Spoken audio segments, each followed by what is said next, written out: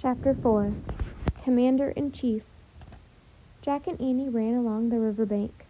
The wind whooshed over the cold water. Wet snowflakes hissed in the dark. But then Jack heard other sounds.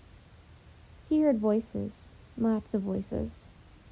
He and Annie soon came upon hundreds and hundreds of soldiers gathered near the dark river. Many carried oil lanterns. The lanterns gave an eerie glow to the snowy twilight.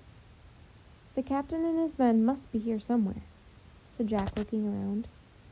Boats like giant canoes were tied near the river. Men were leading horses and loading cannons onto the boats. "What are they all doing?" said Annie. Jack pulled out the Revolutionary War book. He read in a whisper. "On Wednesday, December 25th, 1776. "December 25th? That's Christmas," said Annie. "Today's Christmas." "Cool," said Jack. He started reading again. "On Wednesday, December 25th, 1776, the Patriots were losing the war. Ragged and weary, many were ready to give up. Then something began to happen that would turn the war around. About 2,400 American patriots gathered on the west bank of the Delaware River in Pennsylvania.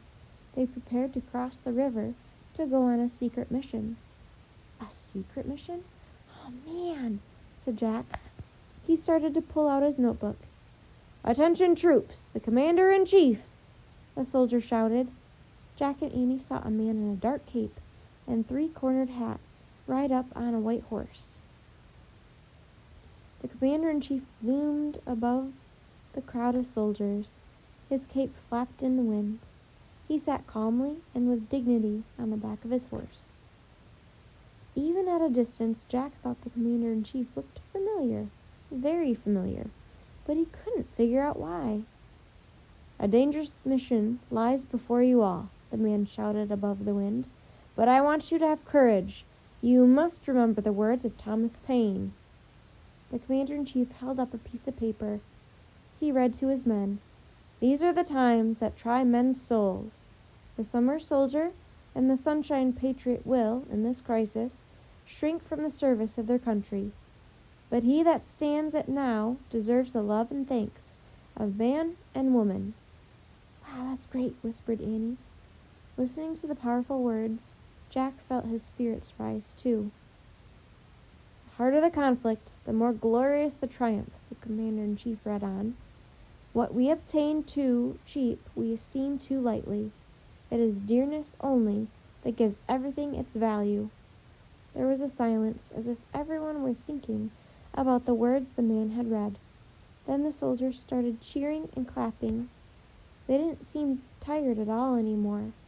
Now they seemed eager to set out on their mission. The commander-in-chief saluted his men.